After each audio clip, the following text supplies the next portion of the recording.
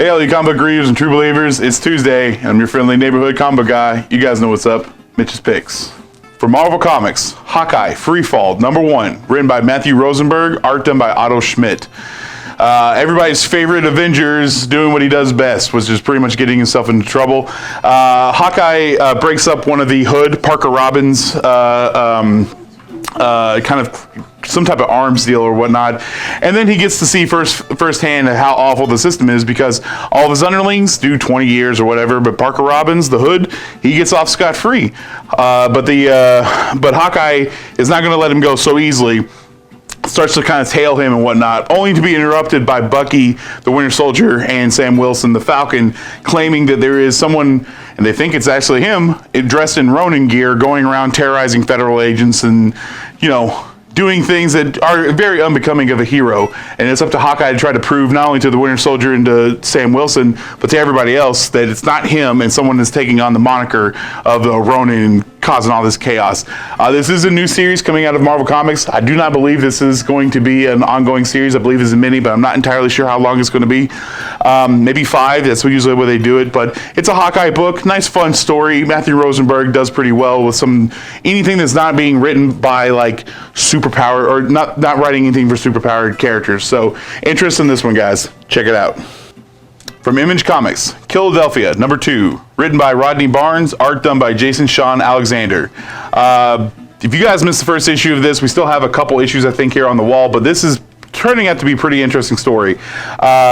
James Sturgis, I can't exactly remember his last name, but we found out in the last issue that he came back to Philadelphia to bury his father, only to find out that his father uncovered some type of mass vampire ring that has been spreading across Philadelphia at an alarming rate at that, only to find out that his father actually turned into a vampire. He's just been waiting in his coffin for his son to find him, following the trail of clues that he led to his own gravesite. But in this one, it expands a little bit more. We find out who Patient Zero was, which was actually a previous president. John Adams, is the original vampire that began to spread this vampire curse across the entire United States, almost trying to, change everyone over into a vampire. Land of the free, home of the vampires, I guess you could say. This is a continuation. Like I said last time, this is going to be an ongoing story set in Philadelphia. A little bit of time jumps. They kind of go to the past a little bit, showing things that happened before the issue 1, but also this main kind of continuing the story of James following his father, trying to figure out exactly what John Adams' plan is other than just to turn everybody into vampires. But it's pretty good. Artist from Spawn has been doing the art on this, and Rodney Barnes he's done a lot of work on television and whatnot, but this is his first breakout in comic book, guys. And it's been a rad story so far. Check it out. From Marvel Comics, Star Wars, #1, written by Charles Soule, art done by Jesus Saiz. Whereas the last series of Star Wars took place in between episodes 4 and 5, basically showing the rebels now going from blowing up the Death Star to finding the the rebel base Hoth. This book actually is going to be taking place in between 5 and 6. So basically the end of this is the revelation of Luke being Vader's son.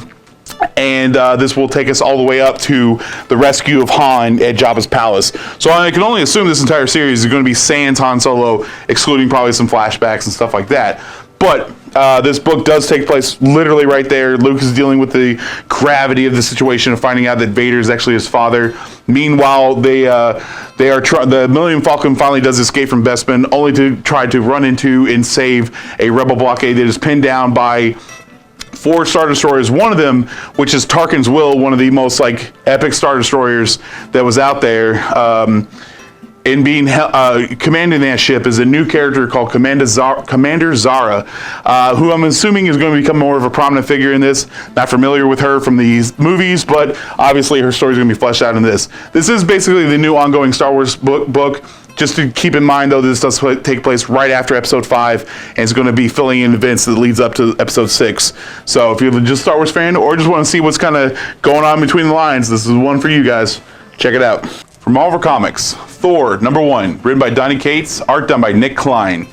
Spitting out of the events of War of the Realms and the last Thor series, Thor is now leader, king, I guess you could say, of Asgard. And heavy is the crown, or I'm sorry, yeah, heavy is the head that the crown lays. Whatever the saying is, it's tough being the king of Asgard, and Thor is trying his best to give up his smiting days, I guess, to just be a ruler.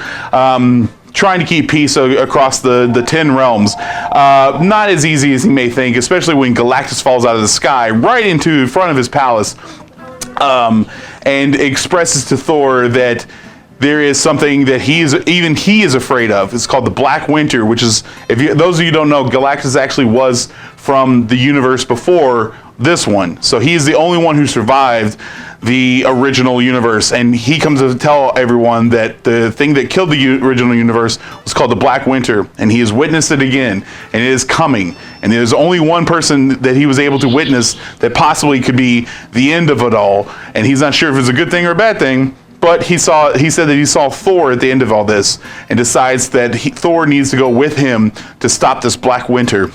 And kind of gives Thor a little bit of a power up if you're wondering if it's more than just being the king of Asgard is going to be going. No, it's going to be a powered up Thor as well. Hence the tiara. That's part of this power up. He borrowed it from Power Man. But this is the new ongoing series of Thor. Really good stuff. Nick Klein's doing the art. Really, really nice stuff. Kind of looks like Oliver Copiel's art style. And Donny Cates, the guy's been doing amazing stuff with Silver Surfer Black, which kind of ties into this story, and also with the Cosmic Ghost Rider stuff. Really, really fine stuff. Plus, anybody that wants to come by and pick up these, if you had this on your hold, you were going to already get these, but we still have some extra packs left. They're just nice little trading cards. Characters on the back is Thor, Sif, Hugin, and Munin, which is the ravens of Odin, but now the ravens for Thor, and Mjolnir. Just a little bit of information on each one of the characters. But like I said, we limited on these. Got plenty of these, though, so come on in and pick these up, guys. Check it out. For Marvel Comics, House of X and Powers of 10, hardcover, written by Jonathan Hickman, art done by Pepe Larraz, R.B. Silva, many, many more. For those of you who have just jumped on some of the new X-Men stuff, this is kind of where it's all beginning, I guess you say, laying the groundwork for it for the most part. The rundown, basically, mutants have created their own island. Krakoa. Actually, Krakoa is the living island. And they've also created 3 new drugs that are going to revolutionize medicine. One that tackles any type of mental illness. One that's the strongest antibiotic in the world. And there's a third one, I can't remember what it was. But anyways, only mutants have access to this, and Xavier's going to say, he's telling the world leaders, we're willing to share our miracle drugs with you only if you recognize mutants as a sovereign nation and respect us and give us our place. That hasn't really worked out so well in the past. Genosha is the first thing that comes to mind, but they are no longer taking peaceful routes because Magneto's with them, and Magneto is, well, we all know he's down with the Brotherhood of Evil Mutants and pretty much protecting mutant kind. This story, though, is more than just one linear story. There's a lot that goes on in this. Like I said, laying the groundwork for all the X-Men stuff that's coming out right now. Talking about how the X-Men have this kind of regeneration, the important 5, where they constantly can bring people back from the dead, so to speak. They're clones, but they kind of go into detail in this book about what it is. Also, there's 4 different timelines: year 0, year 10, year 100, and year 1000, and of course Wolverine's in all 4 of them. But it's still an important lane, like I said, important for the jumping onto the X-Men books, also seeing what may be coming later on in the X-Men books too. It's all laid out in proper reading order, so you don't have to figure out which ones to read first. Just start at the front cover and go to the back. It's a wonderful story, really, really interesting. I like what Hickman did with the Avengers and Fantastic Four. Really looking forward to see what he does with all the X-Men stuff, guys. Check it out. That's all my picks for this week, everyone. Keep reading your comics, true believers, and have a happy New Year's. I'll see you guys next year. Da da da.